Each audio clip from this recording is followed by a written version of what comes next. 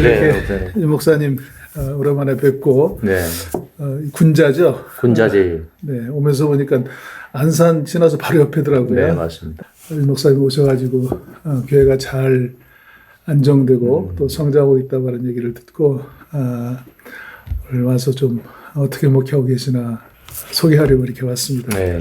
그 이 지역이 상황이 어떤지 좀 먼저 말씀해 주시죠.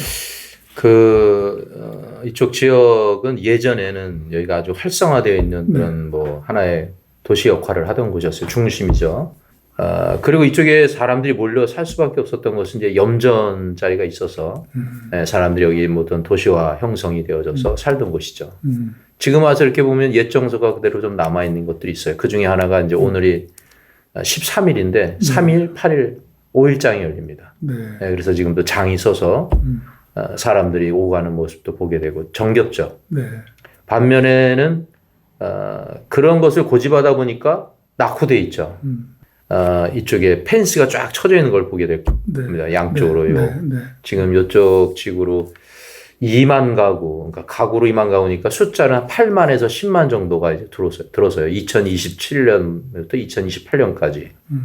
그러니까 아파트로 봤을 때는 꽤 많은 아파트의 수와 또 사람들의 젊은 세대나 이런 세대의 변화가 일어날 것이 바로 이곳이죠. 그런데 불구하고 이곳은 거기에 비하면 마치 천덕꾸러기 같은 개발되지 않는 그런 옆에 붙어 있는 그런 도시화가 되어버렸죠.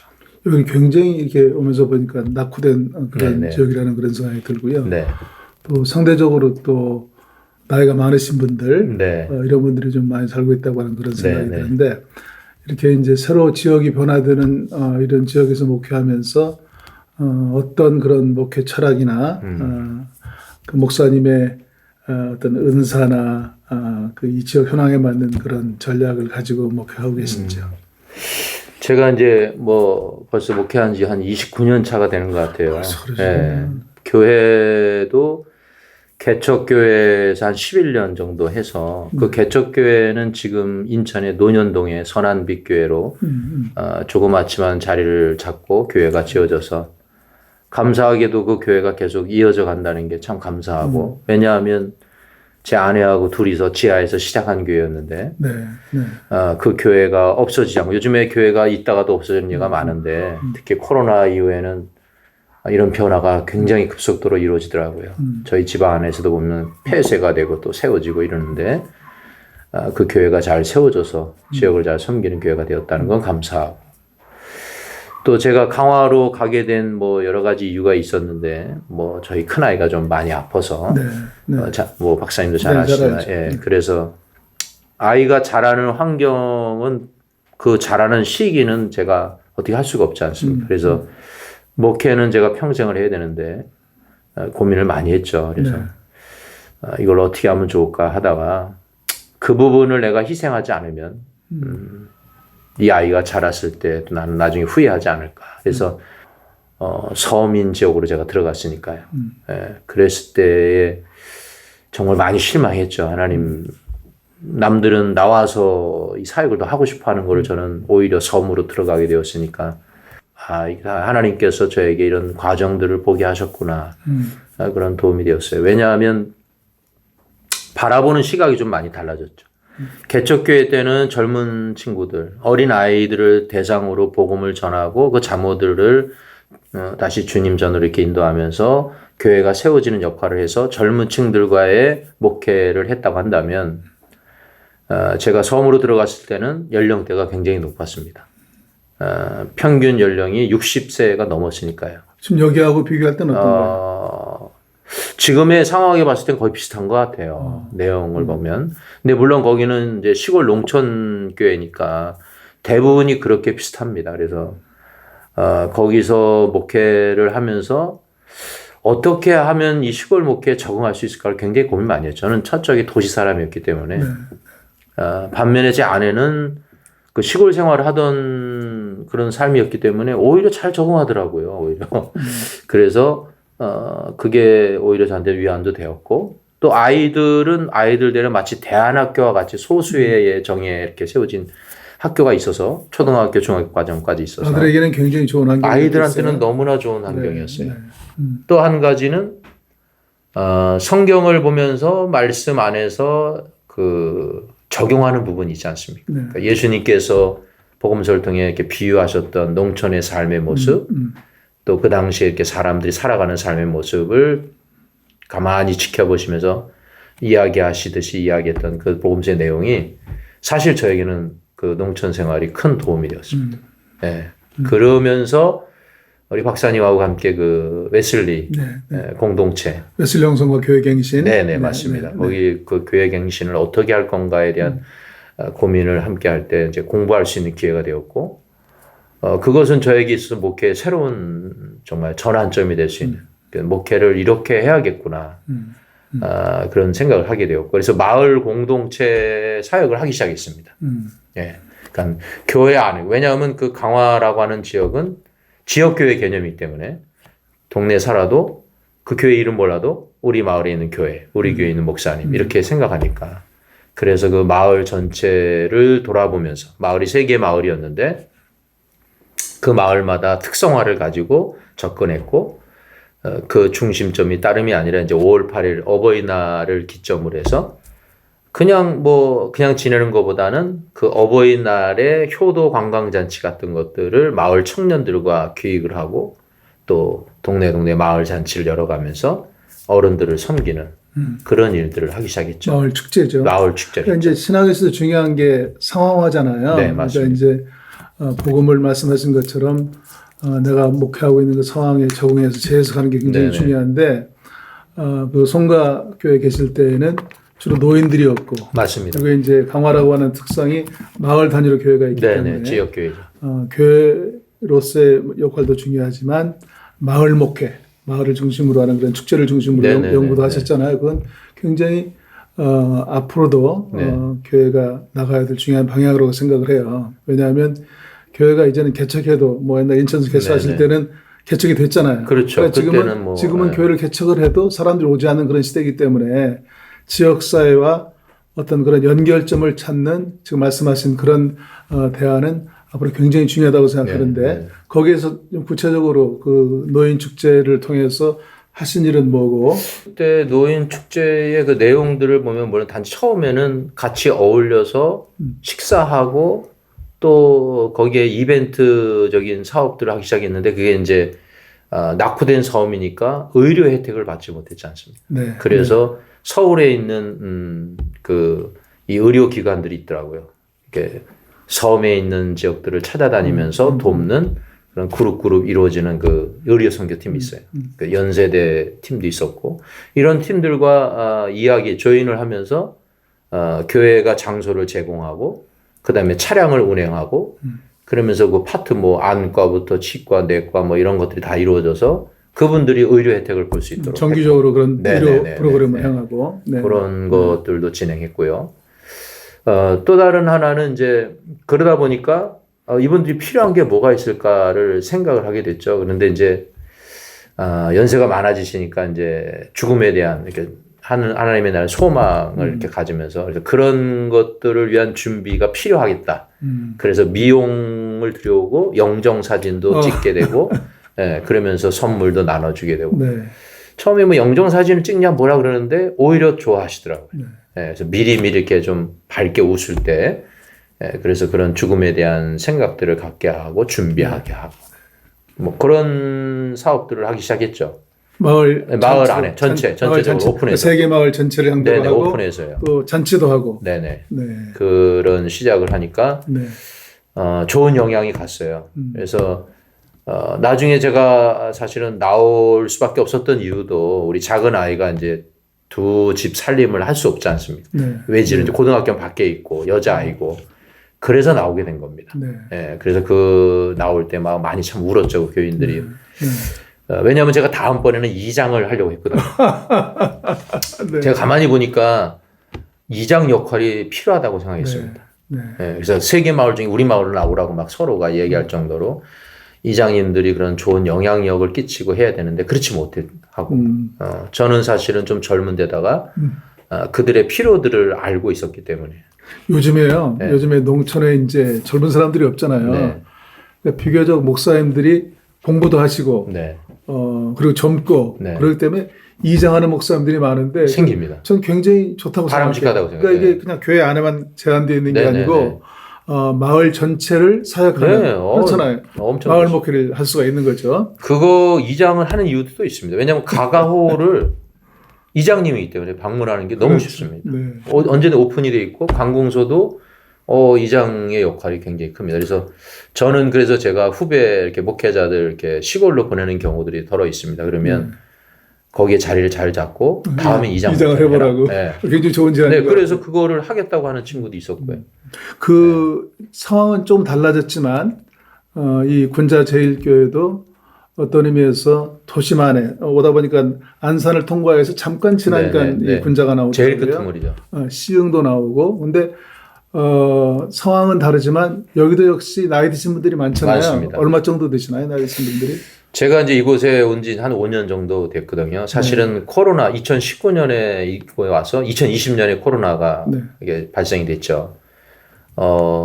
처음에는 정말 이게 어떻게 할까 고민도 많이 했는데 지역을 참 돌아보게 되었습니다. 근데 말씀드린 것처럼 여기 오신 분들이 처음에 토박이 이렇게 조사를 해보니까 토박이로 남아있는 분들 한 30% 교인들 돌아봤을 때 외지에서 들어와서 정착하면서 살아가는 분들이 한 40에서 한 50%. 그러니까 저 충청도라든지 전라도라든지 또 경상도 이런 분들이 오셔서 여기에 정착을 하면서 사신 분들. 그러니까 본토박이는 아니어도 한 3, 40년 사신 분들.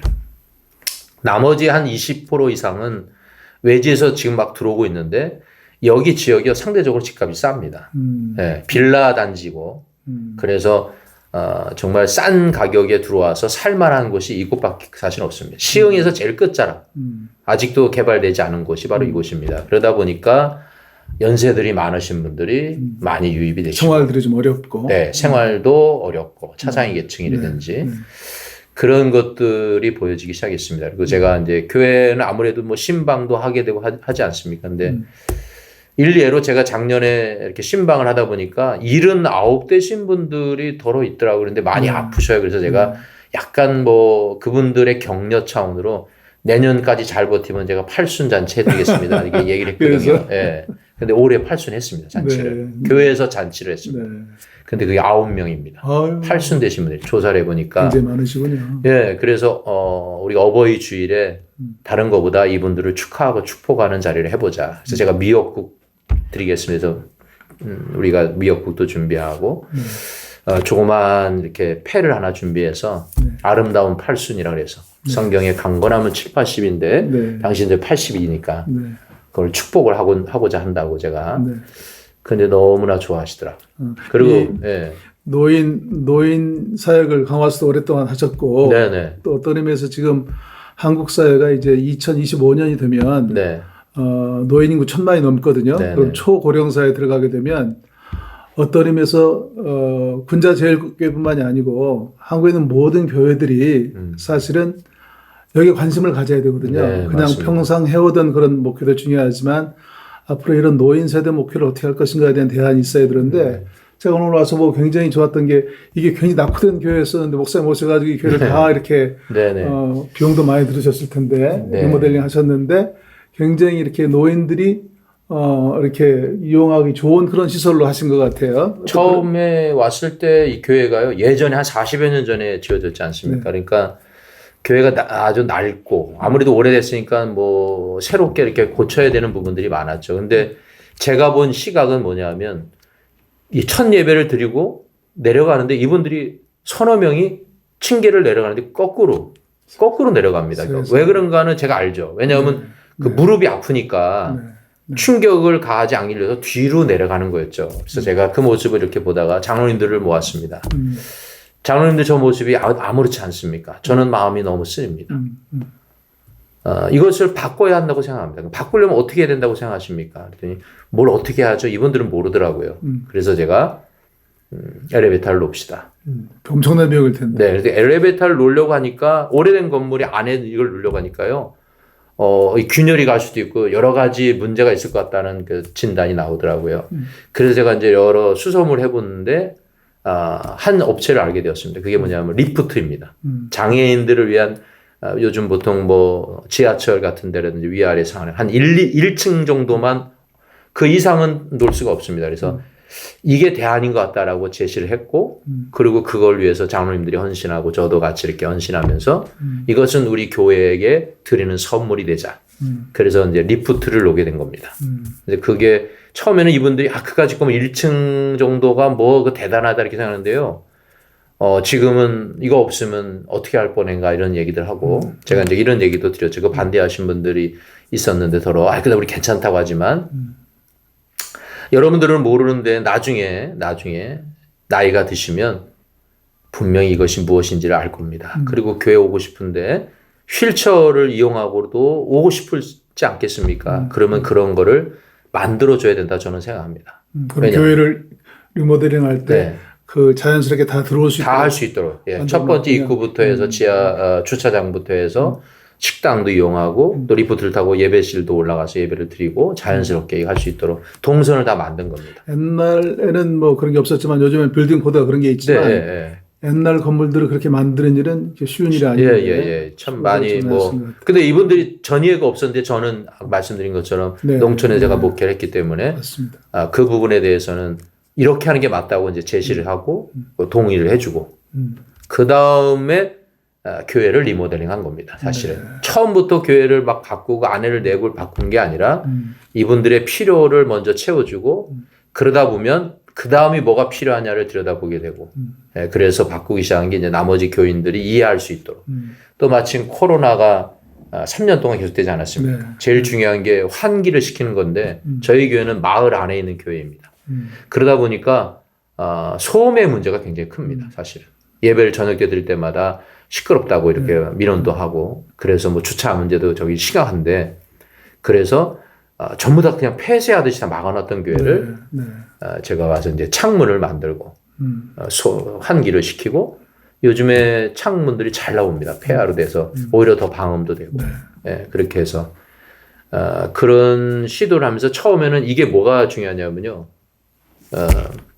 우리의 변화가 저 사람들이 어떻게 아냐는 거죠. 모르잖아요. 근데 그 변화를 보여줄 수 있는 방법은 교회의 변화입니다. 이 기본적인 외곽의 변화. 교회가 뭔가 달라져 가고 있네. 우리 안에서만 뭐 변하는데 밖에 모르는데 이 변화를 가장 먼저 알려줄 수 있는 방법은 교회 밖의 모습의 변화입니다. 그래서 창을 만들고 그전에는 깜깜했던 창이 생기니까 환해지지 않습니까? 교인들이 정말 낯설어 하더라고요. 우리 저 사람들한테 보이지는 거 아니야. 그래서 제가 요즘 유리는 밖에서는 안 보입니다. 우리는 보이지만. 근데 왜 여러분들이 부끄러워합니까? 우리가 예배를 드리는 게 뭐가 부끄러운 일입니까? 그래서 지금은 좀 환하지 않습니다. 불을 켜지 않으면 들어올 수 없던 곳이었습니다. 그래서 지금 불을 켜지 않아도 환하게 창을 통해서 또 환기가 되고 이런 역할들은 매우 중요하다고 생각합니다.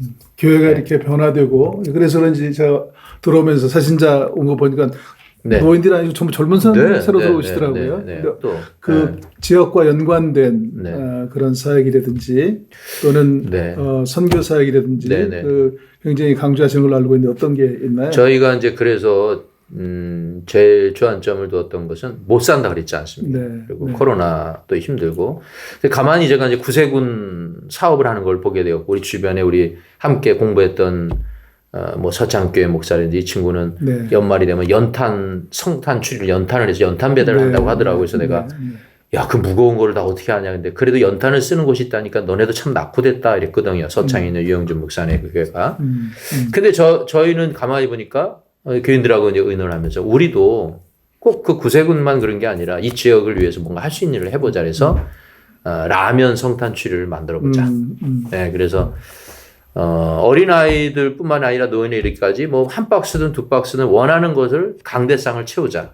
성탄추리 모양이 아니어도 뭐 하여튼 뭐 나중에 뭐 사진 보여드릴 수 이제 보내드리면 제가 보낼 수 있는데 그런 모양을 만들면 상관없이 강대상을 채워서 라면을 세우고 각종 라면이 모이죠. 뭐 짜파게티가 없다 짜파게티 갖다 놓고 뭐 그래서 한 달 동안 모읍니다. 12월 한 달. 그리고 그거를 성탄절과 연말에 그걸 이제 이 지역에 그래서 저희 교회 주변으로 저희 라면을 안 드신 분들이 없어요. 노인들도 많고 또 혼자 그러니까 그거를 들었는데 박사님 생각에는 다시 이렇게 돌아온 라면이 한 몇 개 정도 될 것 같습니다. 더 많이 들어왔나요? 아니 그러니까 반송이 된다는 거죠. 안 받겠습니다. 교회에서 준 거 안 받겠습니다. 몇 개 정도 들어올 것 같아요. 없을 것 같은데요. 맞습니다. 네. 하나도 없습니다. 가져온 거 한두 개 있었는데 그거는 우리 교인들. 싫어하는 사람이 없다는 그러니까 거죠. 그만큼 어렵다는 얘기죠. 네, 지역이. 그 라면 한 박스 내가 예수 믿지 않는데 이런 거 받냐 싶은데 그렇지가 않습니다. 네. 그런 것들을 받기 시작한 지가 벌써 몇 년이 지났습니다. 네. 저희가 이걸 나누다 보니까 지역을 돌아보게 되고 네. 그러다 보니까 가까운데 거모복지관이 있더라고요. 네. 노인들 하는 프로그램과 어린이 프로그램을 연결하는. 그래서 거기하고 이제 연대를 하려고 좀 준비하는 가운데 있습니다. 그러니까 이런 게 왜냐하면 지역교회가 지역을 바라보면서 어떤 필요를 채울 수 있는지를 볼 수 있기 때문에 네. 그 사업. 지금 물론 뭐 이 지역도 그렇게 열악하지만 전국적으로 보더라도 지금 교회가 굉장한 위기거든요. 네. 뭐 기독교 인구가 전체 인구의 15% 정도밖에 네. 되지 않고 교인들은 점점 줄어들고 있는 추세고 앞으로 활로가 있어야 되는데 이렇게 중견교회 목사님으로서 이렇게 열심히 목회하시면서 한국교회를 보면서 한국교회가 좀 앞으로 이런 방향으로 나갔으면 좋겠다라고 좀 생각하시는 그런 부분이 있을까요? 그러니까 저희가 교회가 선교하고 구제하고 이렇게 헌신하는 건 매우 중요한 일이지 않습니까? 네. 교회 안에서 우리끼리는 좋지만 그게 교회가 무슨 사역을 하고 있느냐 아까 말씀드린 것처럼 아까 라면 얘기를 잠깐 했지만 그 일로 인해서 주변에 있는 다른 친구들이 교회를 바라보는 시각이 달라졌다는 것이죠. 네. 네. 왜냐하면 저희 지역에는 빌라 단지라 요즘 주차 문제 심각하지 않습니까? 네. 주차를 저희가 개방을 했었는데 나중에 이걸 빼지 않은 것 때문에 서로가 심각하더라고요. 지금 사실은 명절 때나 이런 때는 그냥 자연스럽게 개방을 하고요. 평상시 때도 그냥 열어놓습니다. 근데 그렇지 않으면서 예배 때만큼은 좀 서로 지켜주기를 좀 기대하죠. 그러면서 좋은 영향이 가니까 젊은 친구들이 오기 시작한 것 같습니다. 아무래도. 근데 그분들도 낙후된 지역에 살면서 그래도 지역을 돌아보는 교회가 있구나라는 것 때문에 좋은 생각을 갖게 되고 이런 것들이 필요하겠다라는 생각을 합니다. 뭐 저희가 꼭 라면만이 아니어도 그렇죠. 또 하나 사역을 저희가 이번에 하나 하게 된 것은 바자회입니다. 옛날에 우리가 한참 많이 했지 않습니까? 네. 네. 이번 코로나 이후에 제가 이제 남겨진 숨겨진 그 옷가지나 이런 것들을 좀 가져와라. 그래서 처음에 시도는 우리 안에서 한번 해보자 그랬는데 아주 좋은 성과를 가졌습니다. 네. 우리 안에서 이쪽 뭐 나중에 사진도 보여줄 수 있는 보여주는데 그렇게 해서 남은 거에 대해서 걱정하지 마라. 그 남은 거는 저희가 둘로 나눴습니다. 하나는 아름다운 가게라고 그랬어요. 기부하는 엔조이하는 그 기부 거기에 나머지 그것에 나머지를 다 하고 그 다음에 또 일부분은 저희 후배가 있는데 외국인 노동자 교회를 하고 있습니다. 네. 거기에도 도네이션하고 하고 네. 그렇게 해서 우리끼리도 나눴고 이제 다음 주면은 그 나눠 입은 것들을 사진 컨테스트 합니다. 그래서 거기서 1등하는 사람은 상품도 주고 남이 옷을 입어보면서 기뻐하고 즐거워하는 것도 나누고 그러니까 이거를 끝나는 게 아니라 이제 제가 얘기한 거는 이제는 이걸 좀 밖으로 오픈을 해서 다양하게 할 수 있겠구나. 또 하나는 지역마다 보면 복지관이라든지 또 연대할 만한 요양원 이런 어떤 시설들을 보게 되면 거기와 좋은 연계를 하면 프로그램이나 이런 것들을 굉장히 많이 개발을 하고 있더라고요. 일례로 뭐 핸드폰 사용하는데 핸드폰 사용 방법이라든지 노인들을 위한 또 치매 노인과 또 저희 교회 안에 젊은이들이 공부하기 시작한 것은 그 요양보호사라는 것들을 해서 사실 이 가정에서 치매 노인이지만 이분들이 이 사람들이 요양보호사 오는 것에 대해서 신뢰하지 않더라고요. 근데 교회 안에 집사님, 권사님이 같이 신뢰하니까 자연스럽게 지금 시도를 하고 있는데 아주 좋은 결과가 있어요. 서로 신뢰해 주니까 권사님, 집사님이 그 부분에 대해서 케어도 하게 되고 근데 이게 이제 복지관하고 연결이 되더라고요. 네, 이런 사업. 또 하나 어린 아이들도 케어할 수 있는 그러니까 아무래도 낙후되니까 홀로 된 편부모 아이들 또 뭐 다문화 아이들 이런 아이들이 복지관을 통해서 도움도 받고 연계가 되더라고요. 그러면 교회가 거기 어떤 역할을 할 수 있을까를 나누면 지역교회가 이렇게 함께 걸어갈 수 있는 좋은 토대가 되지 않을까. 굉장히 중요한 말씀이라고 생각을 해요. 이제는 뭐 전도지 나눠주고 교회라고 나누는 그런 시대이기 때문에 이제는 먼저 중요한 게 뭐냐면 교회나 교인들이 삶을 통해서 기독교 본질을 보여주는 것밖에 없을 것 같아요. 그렇죠? 그래서 정말 저런 교회라면 한번 가보고 싶다. 또는 저런 교인들이 다니는 교회라면 다녀보고 싶다라고 하는 그런 감동을 줄 수 있어야 될 것 같아요. 그런 것들을 교회마다 그 지역 상황과 연결해서 잘 개발해서 실천하는 것, 이것이 앞으로 미래목에 굉장히 중요한 네. 방향이 될 거라고 생각이 되고요.